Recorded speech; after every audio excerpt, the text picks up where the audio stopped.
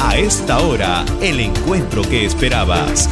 Encuentro con la ciencia con Modesto Montoya.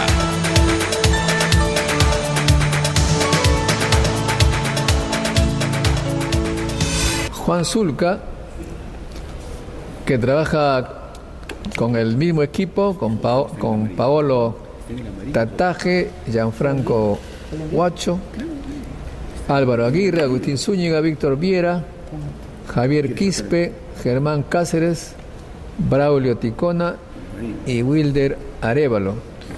Todos los expositores son del Instituto Peruano de Energía Nuclear. El título del trabajo que nos va a presentar Juan Zulca es Ruido neutrónico para la estimación de parámetros nucleares en el reactor RP10. Voy a pasar a exponer el tema ruido neutrónico para estimación de parámetros nucleares en el reactor RP10.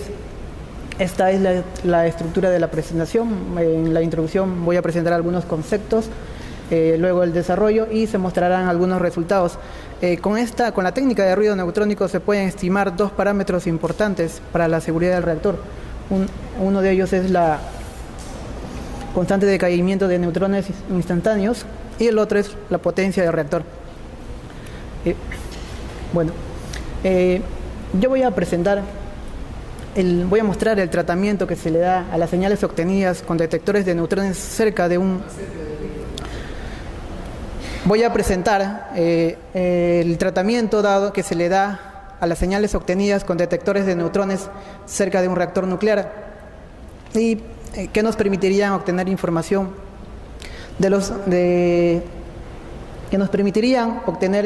determinar parámetros nucleares del reactor. Veremos que en el caso del reactor nuclear RP10, cerca del núcleo, vamos a observar fluctuaciones en la población neutrónica. Esto se debe a la aleatoriedad de las reacciones nucleares y de los parámetros nucleares del propio reactor. Mostraremos también las herramientas matemáticas que se utilizan para obtener la información de interés. Para empezar, ¿qué es el ruido neutrónico? Entendemos por ruido todas las fluctuaciones aleatorias que se pueden generar dentro o fuera de un sistema y que se acoplan a este sistema. En el caso del reactor nuclear, si tuviéramos dos detectores cerca del núcleo y midiéramos las señales que entregan estos detectores, vamos a obtener la gráfica que se tiene aquí en la lámina, donde se observa que posee dos componentes, una componente continua y una componente variable. Esta señal que se obtiene en las cámaras es proporcional a la población neutrónica del reactor. Entonces, son estas fluctuaciones aleatorias a lo que se conoce como ruido neutrónico. Pero ¿a qué se deben estas fluctuaciones? En el caso de reactores operando a baja potencia, a potencia cero, donde se considera que los efectos de retroalimentación debido a temperatura y efectos mecánicos se consideran despreciables, las fluctuaciones en la población neutrónica se deben a la aleatoriedad de las reacciones nucleares y de los parámetros del reactor, como el número de neutrones producidos por fisión. En la literatura podemos ver que este número es una fracción en el caso del uranio 235, 2.5, ¿no? Pero como sabemos, no podemos obtener medio neutrón de una fisión. El tiempo que transcurre entre una fisión y que el neutrón producido en esta fisión pueda generar otra fisión también es un parámetro aleatorio. Por último, la probabilidad de ocurrencia de un evento en particular también es un parámetro aleatorio. En este caso, los eventos serían de fisión, absorción o dispersión. ¿Por qué analizamos el ruido neutrónico? Como indiqué, el ruido está presente en todos los sistemas, es inherente a cualquier sistema, y aunque en general lo que buscamos es suprimirlo, lo cierto es que estas fluctuaciones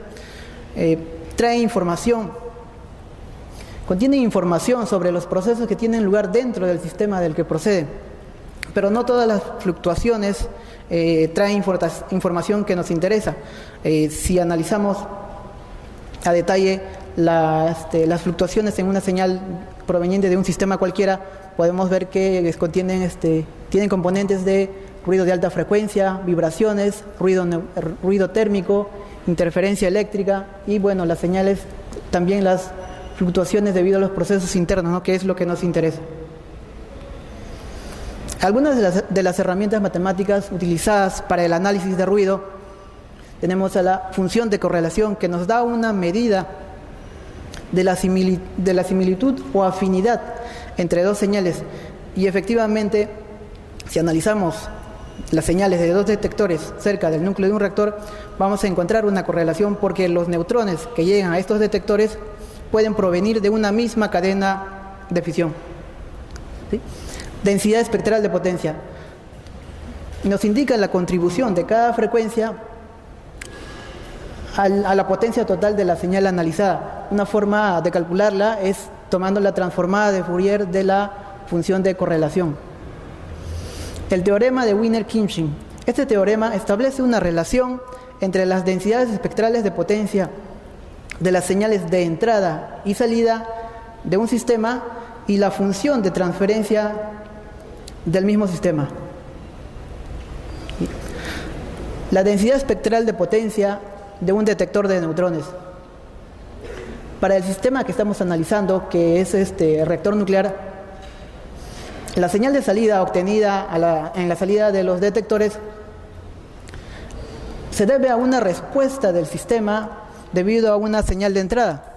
En este caso, el reactor nuclear, y la señal de entrada sería una fuente de ruido que corresponde a la fluctuación de la población neutrónica. Entonces, utilizando el teorema de Wiener-Khinchin, la densidad espectral de potencia de las señales de los detectores cerca del núcleo del reactor será igual al módulo al cuadrado de la función de transferencia del reactor por la densidad espectral de potencia de la fuente de ruido de neutrones. En la literatura podemos encontrar expresiones tanto para la fuente de ruido como para la función de transferencia. Son expresiones aproximadas. Vemos que de la función de transferencia podemos determinar directamente un parámetro importante para la seguridad del reactor, que es la constante de decaimiento de neutrones instantáneos, el parámetro alfa, y de la fuente de ruido vemos que está expresado en función del factor D, que es un factor que depende del número de neutrones producidos por fisión. Por lo tanto, es un valor que se puede conocer. El parámetro beta, que se puede determinar por cálculo y es característico para cada reactor. El parámetro L, que es un factor geométrico que también se puede determinar por cálculo. Y por último, el factor F, que es la tasa de fisiones del reactor en estado crítico, en el momento en que se realizan las mediciones. Entonces, vemos que de aquí, conociendo el valor de A, que se determinaría a partir del cálculo de la densidad espectral de potencia de la señal que muestreamos a la salida de los detectores, podemos obtener la tasa de fisiones, que nos llevaría a calcular la potencia del reactor, y también podríamos obtener directamente el parámetro alfa. Bien. Como indicamos, la densidad espectral de potencia de las señales, de una señal muestreada, en este caso de las señales que generan los detectores de neutrones, se pueden calcular con esta expresión. El resultado obtenido se ajusta a las funciones que hemos determinado según el caso estemos analizando dos señales correlacionadas o una señal correlacionada consigo misma. En esta gráfica se observa el ajuste de los datos obtenidos a las funciones que hemos obtenido, ¿no?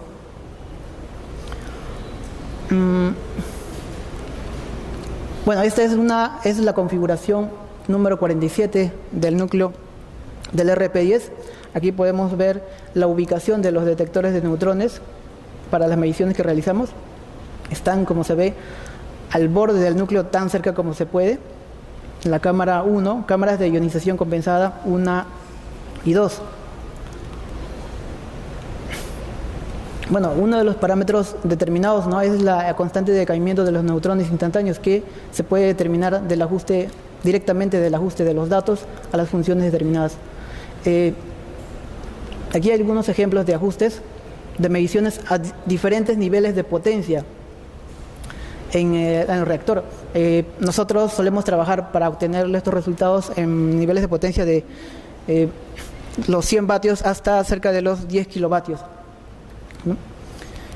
Y bueno, estos son los resultados obtenidos para el caso del parámetro alfa. Realizamos, para obtener ese resultado, realizamos cerca de 12 mediciones. Entonces se hizo un promedio de ellas y se obtuvo un valor de 113 con una desviación estándar de 4. Entonces estos valores están en concordancia con los valores de referencia que se obtienen con los códigos de cálculo, que en este caso para el RP10 era 109. En la tabla de abajo hay algunos resultados obtenidos en el reactor nuclear argentino, el RA6. Ellos tienen más experiencia aplicando el método y bueno, tuvimos la oportunidad también de trabajar con ellos. Ellos nos ayudaron a implementar el método en el RP10 y bueno, compartimos alguna información y ellos nos mostraron los resultados que habían obtenido y en su caso también, ¿no? Los resultados experimentales para el parámetro alfa son muy próximos a los resultados que tienen por sus códigos de cálculo. Conclusiones. Bueno, la importancia del análisis de ruido neutrónico radica en que posee información sobre los procesos que tienen lugar dentro del sistema de donde proceden.